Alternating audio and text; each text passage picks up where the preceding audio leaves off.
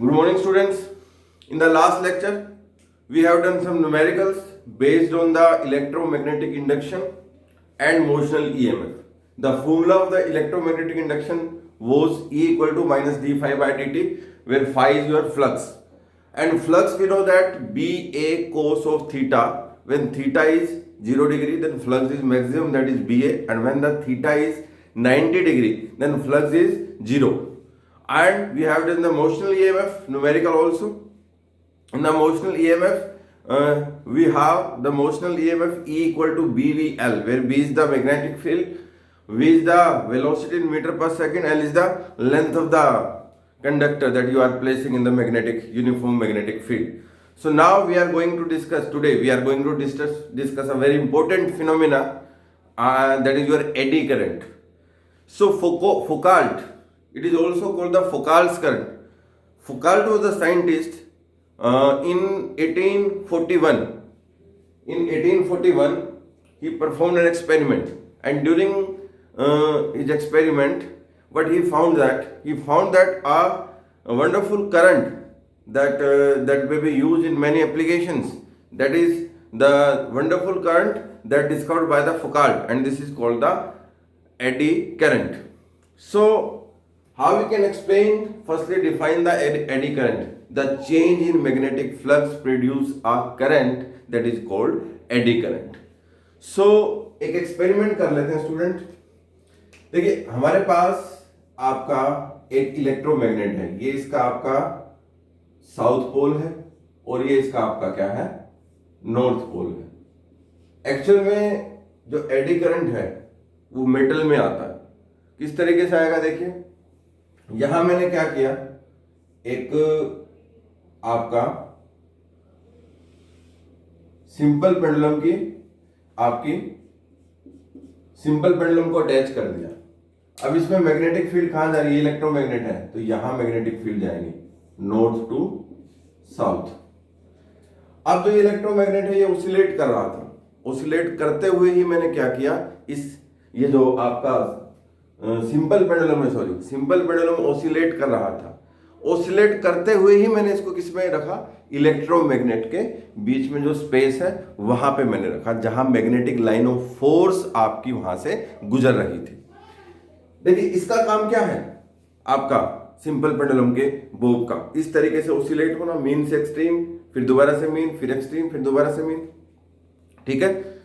अब हमने क्या देखा, हमने सबसे पहले इसका स्पीड कैलकुलेट की. हमने क्या किया, एक स्पीड के लिए मैंने पूरी ऑसिलेशन की स्पीड हम कैसे कैलकुलेट करेंगे, टाइम हमारे पास होगा और डिस्टेंस होगा. लेंथ ऑफ द थ्रेड ये आपकी डिस्टेंस हो गई, और टाइम हम स्टॉप वॉच से यूज कर लेंगे जब एक पूरी ऑसिलेशन कंप्लीट होगी. ऐसा हम 3 बार करेंगे या 4 बार करेंगे, फिर हम एवरेज ले लेंगे किसकी, स्पीड की. स्पीड आएगी कैसे, देखिए distance, length of the pendulum और टाइम, जितने टाइम में एक ऑसिलेशन कंप्लीट होती है. ठीक है. फिर हम क्या करेंगे, इसी तरीके से 3 या 4 रीडिंग ले लेंगे, उससे आपकी क्या आ जाएगी, आपकी इसकी स्पीड आ जाएगी. क्लियर. स्पीड, तो सपोज हमने स्पीड को फाइंड आउट कर लिया मीटर पर सेकंड में. अब ये जो आपका बोब है सिंपल पेंडुलम का, ये यहां भी गया होगा. ठीक है. क्यों, क्योंकि ये आपका ऑसिलेट कर रहा है. यहां भी गया होगा, ये इसकी मेन पोजीशन, सपोज करो ये इसकी एक्सट्रीम पोजीशन है. अब जब यहां गया था तो मैग्नेटिक फील्ड से बाहर निकल गया, तो यहां फ्लक्स कितना होगा, 0 होगा, क्योंकि मैग्नेटिक फील्ड में तो है ही नहीं. तो फ्लक्स कहां से आएगा, फ्लक्स क्या होगा, ये आपकी मेटल की बोब है. जो मेटल की बोब है जिसको बॉल बोलते हैं वो है, ये ध्यान रखिए. अब इसमें फ्लक्स होगा ही नहीं. क्यों नहीं होगा, क्योंकि यहाँ पे मैग्नेटिक लाइन ऑफ फोर्स है ही नहीं, फील्ड लाइंस है ही नहीं. फील्ड लाइंस कहाँ है, फील्ड लाइंस तो यहाँ है, तो इसमें आपका फ्लक्स नहीं होगा. जैसे ही ये यहां आएगा, इसमें एक फ्लक्स आ जाएगा, क्या, फाई आ जाएगा फ्लक्स. अब क्या हुआ, जैसे वो यहां से यहां आया, there is a change in flux. अब जो चेंज इन फ्लक्स है, ठीक है, जैसे ही ये चेंज इन फ्लक्स है, ये अपोज करेगा किसका, ईएमएफ का. मतलब जो ईएमएफ आएगी वो अपोज करेगी. तो क्या होगा स्टूडेंट, कि ये जो आपका मेटल बॉल है, ये क्या करेगा, चेंज इन फ्लक्स को अपोज करेगा. वो प्रैक्टिकली भी देख सकते हैं. जो मैंने स्पीड आपकी, जब ये मैग्नेटिक फील्ड में नहीं था। जब मैंने कैलकुलेट करी स्पीड तो कुछ ना कुछ स्पीड आई होगी। जैसे मैं मैग्नेटिक फील्ड में रखता हूं इसकी स्पीड डिक्रीज हो जाती है। किसकी? बॉल की स्पीड, ऑसिलेशन की। अब डिक्रीज होगी क्यों? इसका मतलब कोई अपोजिंग फोर्स लगा रहा है, और वो अपोजिंग फोर्स होगा किससे? किसी ना किसी करंट से जनरेट हुआ होगा, और वो करंट जो होगा वो होगा किससे? चेंज इन फ्लक्स से। क्योंकि चेंज इन फ्लक्स, जैसे फ्लक्स चेंज होगा वो चेंज इन फ्लक्स होने नहीं देगा, अपोज करेगा, मतलब एक ईएमएफ आएगी। किस तरीके से आप एक्सप्लेन कर सकते हैं? सपोज कीजिए आपके पास ये उंगली है, आप जैसे इसको पीछे की तरफ करोगे तो फोर्स हम लगा रहे हैं, बट ये आपकी क्या कर रही है? अपोज कर रही है। इसी तरीके जो फ्लक्स आएगा वो क्या करेगा? अपोज। और अपोज करने के लिए उसको कुछ तो करना पड़ेगा, तो उसको एक करंट जनरेट करना पड़ेगा। किसको? मेटल की जो बोब है उसी को एक करंट जनरेट करना पड़ेगा। और वो करंट होगा कैसे? वो करंट कुछ इस तरीके से होगा कि इस तरीके से जो इलेक्ट्रॉन है, इसके अंदर जितने भी इलेक्ट्रॉन है, सपोज कीजिए बॉल है आपकी, इसके अंदर इतने बहुत सारे इलेक्ट्रॉन थे। सबसे पहले वो अपोज करने के लिए जो करंट प्रोड्यूस करेगा वो पहले इलेक्ट्रॉन को लाइन में लगाएगा, इस तरीके से गोल लाइन में लगाएगा, और उसके बाद ये मूव करने लग जाएंगे। ये पहले सपोज करो थोड़ा सा करंट प्रोड्यूस हुआ, तो ये ऐसे और ज्यादा करंट प्रोड्यूस हुआ तो ये एक और चक्कर बन जाएगा। और सपोज कीजिए कि यहां तक ये मेटल की शीट है, एक और चक्कर बन जाएगा, एक और चक्कर बन जाएगा। तो इस तरीके से आपके इस गोल गोल ऐसे आपका चक्कर बन जाता है, और इसमें आपका एक करंट जनरेट हो जाता है इन इलेक्ट्रॉन्स की मूवमेंट के कारण, जिसको बोलते हैं एडी करंट। देखिए एडी का मतलब होता है भंवर। अगर हम हिंदी में करें एडी का मतलब, तो भंवर होता है। जैसे पानी में भी आपने गोल गोल घूमते हुए देखा होगा, ठीक है। अगर ज्यादा इंटेंसिटी है उस भंवर की तो और ज्यादा स्पीड से देखा होगा। तो यही आपका क्या होता है? आपका एडी करंट। यहां पर ये क्या होगा? एडी करंट, क्योंकि एडी का मतलब होता है भंवर। तो इस तरीके से आपका क्या जनरेट होता है? Eddy current. तो ये आपके एडी करंट जनरेट होने के मेथड हैं। इस तरीके से फुकाल्ट नाम का जो साइंटिस्ट था 1841 में, उसने आपका एडी करंट को इसी तरीके से देखा था जब डिस्कवरी की थी कि ये क्या है? Eddy current. अब ये बड़ा फायदेमंद है और कहीं नुकसानदायक भी है, तो वो सारी चीज करेंगे हम। तो सबसे पहले डेफिनेशन आप सिंपल लिख सकते हैं, द एडी करंट और फुकाल्ट करंट में be defined as the current is produced due to the change in magnetic flux in a conductor. Conductor होना जरूरी है। The eddy current is defined as the current which is produced due to the change in magnetic flux in a conductor or in a metal sheet, ठीक है, वो होना जरूरी है। This is called eddy current. Firstly it is discovered by the Foucault in 1841, so this is also called Foucault current. मैंने Foucault current क्यों लिखा? क्योंकि एक बार सीबीएसई में ये आ गया था फुकाल्ट करंट क्या होता है, तो बच्चे काफी उन्हें पता नहीं था फुकाल्ट करंट क्या, उन्हें एडी करंट था। बाद में जब पेपर के बाद उन्होंने देखा कि ये तो एडी करंट है, तो काफी उसमें दिक्कत हुई थी। तो इसलिए आप लिख लीजिए this is also called Foucault current. ये सारी आप समझने के लिए थे, आप डेफिनेशन समझने के लिए थे कि किस तरीके से मैंने ये कहा कि the change in the magnetic flux that produce a current that is called eddy current. ये तो बेटा क्या था? एडी करंट का। अब जैसा कि मैंने बताया कि ये एडी करंट बड़ा फायदेमंद है और नुकसानदायक भी है। कहाँ ये फायदेमंद है, कहाँ नुकसानदायक है, वो पढ़ लेते हैं। सबसे पहले मैंने कहा गैल्वेनोमीटर। और गैल्वेनोमीटर देखिए बनाते हैं, ये आपका गैल्वेनोमीटर है, ये मेटल की कोई पीस शीट है, और यहाँ पर आपका पॉइंटर है। और सपोज की ये 0 है, ये 1 है, ये 2 है, ये 3 है। इसी तरह ये 1 है, 2 है और 3 है। अब देखो गैल्वेनोमीटर में कहाँ जरूरत पड़ती है एडी करंट की। अब गैल्वेनोमीटर आपको पता है मैग्नेट है, उसमें इलेक्ट्रोमैग्नेट है, मैग्नेटिक फील्ड तो आएगी, और ये आपकी क्या है? कंडक्टर है। इसका मतलब इसमें एडी करंट तो जनरेट होगा ही होगा। बट कैसे हेल्प करता है? देखिए एडी करंट का मतलब वो करंट जो अपोज करता है मैग्नेटिक फ्लक्स का, वो। तो ये जो आपका पॉइंटर है, सपोज कीजिए इसने सिर्फ 1 एम्पियर 1 को मेजर किया करंट को, ये आपका सपोज कीजिए आपका मिली एम्पियर है, ठीक है, मिली एम्पियर को मेजर किया। तो जैसे ही वो यहां से यहां जाएगा, ठीक है, टॉर्क तो उतना ही लगेगा। जैसे हम करंट कैरिंग कॉइल को यूनिफॉर्म मैग्नेटिक फील्ड में रखते हैं, उसमें टॉर्क लगता है। टॉर्क की वैल्यू क्या होती है? एमबी साइन थीटा, वो तो आपको पता है। अब मतलब डैम्प्ड, उसको उसी पोजीशन में फ्लक्चुएट करवाना। ये आपका यहां से जैसे करंट 1 है तो यहां भी तो जा सकता है, या 3 से नीचे भी तो जा सकता है, बट उसको यहां से लेके यहां भी फ्लक्चुएट, इसी एरिया में फ्लक्चुएट करवाना एक डिजायर्ड करंट की वैल्यू पर। वो काम कौन करता है? एडी करंट करता है। मतलब वो नीचे जाने से अपोज करेगा उसको, एक फिक्स पॉइंट पर ही उसको फ्लक्चुएट करवाएगा यहां से लेके यहां तक। वो काम किसका होता है बेटा? एडी करंट का। तो इस तरीके से आपका गैल्वेनोमीटर में, और इसी तरीके से स्पीडोमीटर में, स्पीडोमीटर में भी आपने देखा होगा पॉइंटर होगा आपका, तो इसी तरीके से स्पीडोमीटर में भी वो मतलब एक फिक्स पॉइंट पे रखता है उसको, ठीक है। डैम्प्ड, डैम्प्ड का मतलब होता है कि हमने बांध दिया उसको, ठीक है, ठीक है। अब आपका क्या है, जैसे आपने फ्लक्चुएट करवाएगा, मतलब यहां से लेके यहां तक इस तरीके से।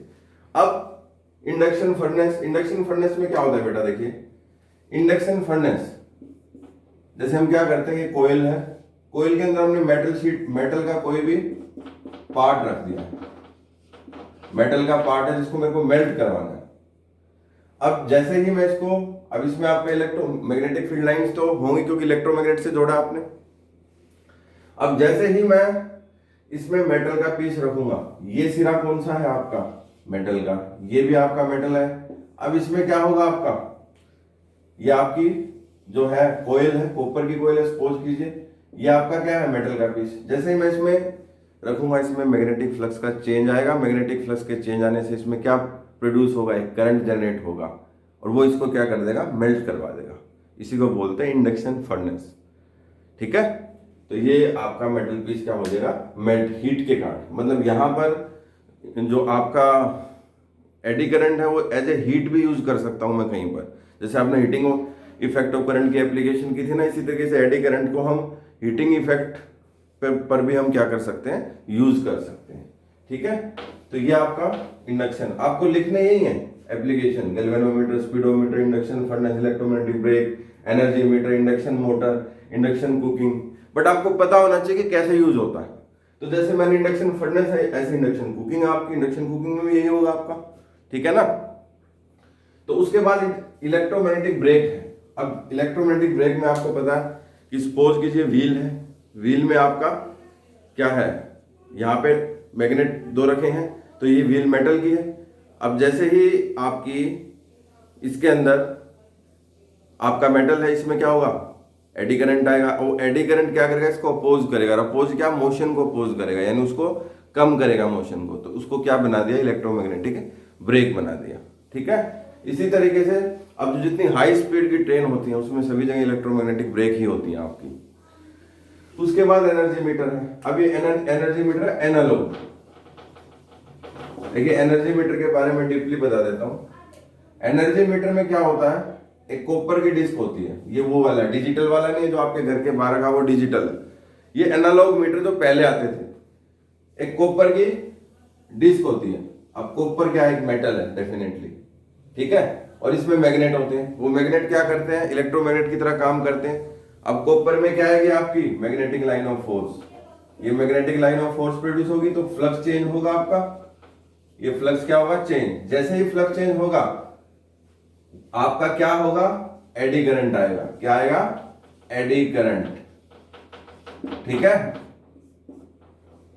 एडी करंट आएगा, ठीक है। और एडी करंट क्या करेगा? मेजरमेंट करेगा किस तरीके से आपका कितनी पीछे से पावर आ रही है, किसके? डिफ्लेक्शन की फॉर्म में, ठीक है। जितना आपकी पावर आएगी उतना ही एडी करंट प्रोड्यूस होगा, तो डेफिनेटली उतनी ही आपकी मेजरमेंट आएगी। तो उस तरीके से आपका क्या यूज होता है एनर्जी मीटर में। इंडक्शन मोटर, ये बड़ा इंपॉर्टेंट है इंडक्शन मोटर। इंडक्शन मोटर जो है आपकी, देखिए इंडक्शन मोटर के पार्ट्स होते हैं। एक रोटर होता है, रोटर क्या होता है? रोटेटरी इफेक्ट प्रोड्यूस करता है। वही टॉर्क का काम है। इलेक्ट्रोमैग्नेट, जैसे ही हम रोटर आपका मेटल का होता है, जैसे रोटर को हम नॉर्थ साउथ पोल के बीच में रखेंगे, मतलब इलेक्ट्रोमैग्नेट के बीच में रखेंगे, तो उसमें फ्लक्स चेंज होगा। जैसे ही फ्लक्स चेंज होगा उसमें क्या प्रोड्यूस होगा? एडी करंट प्रोड्यूस होगा, और वो एडी करंट आपका क्या करेगा? उस मोटर को चलाएगा आपका। तो वो आपका इंडक्शन मोटर, जो आपकी शॉर्ट पावर की मोटर होती है, ये उनकी बात कर रहा हूँ, हाई पावर की मोटर की बात नहीं कर रहा हूँ। हाई पावर की मोटर में अलग चीज है। अब बात आई है तो फायदे की बात, these are the application of the eddy current. अब इसके नुकसान क्या है? अब नुकसान तो है, नुकसान ये है कि आप सपोज कीजिए अगर बहुत ज्यादा अमाउंट में एडी करंट प्रोड्यूस हो जाए तो क्या होगी? हीट होगी, और हीट होने से आपकी हीट क्या होती है? I² RT हीट होगी, करंट रेजिस्टेंस भी ज्यादा होगा, तो अगर ज़्यादा अमाउंट में आपका एडी करंट प्रोड्यूस हो जाता है तो आप उसको, वो आपका डिसएडवांटेज भी करता है इंस्ट्रूमेंट में। जैसे ट्रांसफॉर्मर है, उसमें हम डीपली करेंगे, एडी करंट लॉस होता है आपका। तो एडी करंट लॉस उसमें क्या होगा ट्रांसफॉर्मर में, तो ट्रांसफॉर्मर की जो आप कहते हैं ना ट्रांसफॉर्मर जल जाता है, तो वो एडी करंट के कारण ही जलता है आपका। ठीक है, इसलिए करीबन लोग घर से बाहर, अपने घर के बाहर ट्रांसफॉर्मर लगवाना इसको अवॉइड करते हैं। ठीक है, ट्रांसफॉर्मर के लिए पर्टिकुलर जगह होती है। ठीक है, अगर नहीं है वो अलग बात है, बट सोसाइटी ने एक पर्टिकुलर जगह बनाई है उसके लिए। तो जो जलता है ना ट्रांसफॉर्मर या ट्रांसफॉर्मर में आग लगती है, वो एडी करंट के कारण ही आग लगती है। क्यों? क्योंकि आपका जो ट्रांसफॉर्मर के अंदर सारी चीज़ है, कोयल वगैरह है या फिर जो भी है वो बताऊंगा मैं, ट्रांसफॉर्मर करेंगे, वो सारी मेटल की है, तो एडी करंट तो होगा ही होगा प्रोड्यूस। तो ये तो डिसएडवांटेज है आपकी। ये तो ट्रांसफॉर्मर का एग्जाम्पल है, ऐसे बहुत से एग्जाम्पल हैं, वो भी हम डीपली पढ़ेंगे। उसके बाद जो है इसको कम कैसे किया जा सकता है, मिनिमाइजेशन कम कैसे कर सकते हैं। खत्म तो देखो कर नहीं सकते क्योंकि मेटल पीस है, मेटल की जगह आप कोई दूसरा प्लास्टिक यूज कर दे, उसका कोई काम नहीं है आपका प्लास्टिक का, तभी खत्म हो सकता है। मेटल है तो कम डेफिनेटली फ्लक्स चेंज तो होगा ही, जैसे उसको मैग्नेटिक फील्ड में रखेंगे हम। अब मिनिमाइजेशन क्या करते हैं, जैसे मैं ट्रांसफॉर्मर का एग्जांपल लेता हूं, टीएफ लिखते हैं ट्रांसफॉर्मर को, ट्रांसफॉर्मर। देखिए ट्रांसफॉर्मर में क्या होता है, एक आपकी इतनी सी शीट होती है आपकी। ठीक है, अगर मैं इसको स्मॉल स्मॉल हिस्सों में काट कर और इलेक्ट्रिकली इंसुलेट कर दूं एक दूसरे से, तो मैं एडी करंट को क्या कर सकता हूं, कम कर सकता हूं और अपना काम भी चल जाएगा, जो हमें करना वो भी हो जाएगा और एडी करंट भी कम हो जाएगा। So to minimize the eddy current, a laminated core is used, or we will provide some lamination. When we provide some lamination, then we can minimize the amount of eddy current. कैसे करते हैं देखिए, ये जो sheet है ना आपकी 3D में देखोगे तो सपोज कीजिए कि आपकी ये शीट है पूरी, हम इसको स्मॉल स्मॉल हिस्सों में कट कर देते हैं इतनी डायमेंशन का। जैसे आपने वेफर की शेप में चिप्स देखे होंगे आपने, लेज के चिप्स आते हैं, ठीक है, और भी काफी चिप्स आते हैं। तो जैसे चिप्स होते हैं उस तरीके से हम उसको काट देंगे, इतने इतने पतली पतली शेप में काट दिया, फिर एक दूसरे को इलेक्ट्रिकली इंसुलेट कर देंगे, मतलब एक दूसरे का कोई कनेक्शन नहीं होना चाहिए। फिर उनको कोयल से बांधकर एक चीज में रख देंगे, उसको बोलते हैं कोर, CORE, वो होती है कोर, वो ट्रांसफॉर्मर की कोर होती है। तो इस तरीके से हमारा मेटल भी पूरा यूज हो गया और हमने एडी करंट को भी क्या कर दिया, कम कर दिया। So this is the method for minimization of eddy current. So by doing this we can minimize the amount of eddy current। ठीक है, तो आप लिख सकते हो इसको, इतने इतने छोटे छोटे हिस्सों में काट दिया हमने, अगर 3D में देखें तो। ठीक है, 3D में देखें तो इतने इतने छोटे छोटे हिस्सों में हमने काट दिया इसको। ठीक है, और काटने के बाद एक पूरी ऐसी चीज है जिसको बोलते हैं हम कोर, उसमें रख दिया। ठीक है, ये ट्रांसफॉर्मर के बीच की चीज होती है। तो इस तरीके से student we can minimize the amount of eddy current. तो that's why I was saying that in the last lecture this lecture is very important. मतलब कहीं से भी क्वेश्चन आ सकता है आपका, ये भी क्वेश्चन आ सकता है, write a short note on eddy current, या ये आ सकता है what are the application of eddy current, या इन एप्लीकेशंस को भी इंडिविजुअल घुमा के पूछ सकते हैं क्वेश्चन, मोल्ड करके पूछ सकते हैं क्वेश्चन। आपको कॉन्सेप्ट पता है तो क्वेश्चन में कोई दिक्कत नहीं होगी। या पूछ सकते हैं कि मिनिमाइजेशन के मेथड बताइए, या मिनिमाइज कैसे कर सकते हैं। जैसे मैंने क्या, लेमिनेशन कर दो, लेमिनेटेड कोर यूज करते हैं, किसमें, आपकी सिलिकॉन की होती है लेमिनेटेड कोर, किसमें, आपकी उसमें ट्रांसफॉर्मर में। ठीक है, या ट्रांसफॉर्मर में तो मेटल की होती है, सिलिकॉन कहीं और यूज करते हैं। ठीक है, तो स्टील की होती है लेमिनेटेड कोर, सॉरी सिलिकॉन की नहीं होती, सिलिकॉन तो एक सेमीकंडक्टर है। स्टील की आपकी क्या होती है, लेमिनेटेड कोर होती है। ठीक है, तो वहां पर हम क्या कर सकते हैं, एडी करंट को कम कर सकते हैं इस तरीके से। तो स्टूडेंट मैंने क्या बताया, सबसे पहले तो आपको एडी करंट की डेफिनेशन बताई, उसके बाद मैंने आपको एडी करंट बताया समझने के लिए कैसे प्रोड्यूस होता है। ठीक है, गोल गोल इस तरीके से इलेक्ट्रॉन ने चक्कर काटना शुरू कर दिया अपोज करने के लिए फ्लक्स का। उसके बाद मैंने उनकी एप्लीकेशन समझाई, फिर आपकी डिसएडवांटेज बताई कि क्या डिसएडवांटेज है, हीटिंग इफेक्ट होगा। उसके बाद आपकी मैंने क्या बताई एप्लीकेशन बताई। एक्चुअल में एडी करंट और सेल्फ इंडक्टेंस एक ही बात है, ठीक है। कल हम करेंगे, tomorrow we will discuss the chapter, ये जो सेल्फ इंडक्टेंस है आपका, ठीक है, सेल्फ इंडक्टेंस के बारे में डिस्कस करेंगे, ठीक है। एडी करंट और सेल्फ इंडक्टेंस लगभग मिलती जुलती चीज है, ठीक है। So student, this is today lecture. Tomorrow we will discuss the next topic, that is your self inductance and the expression of the self inductance in a solenoid. Okay, thank you.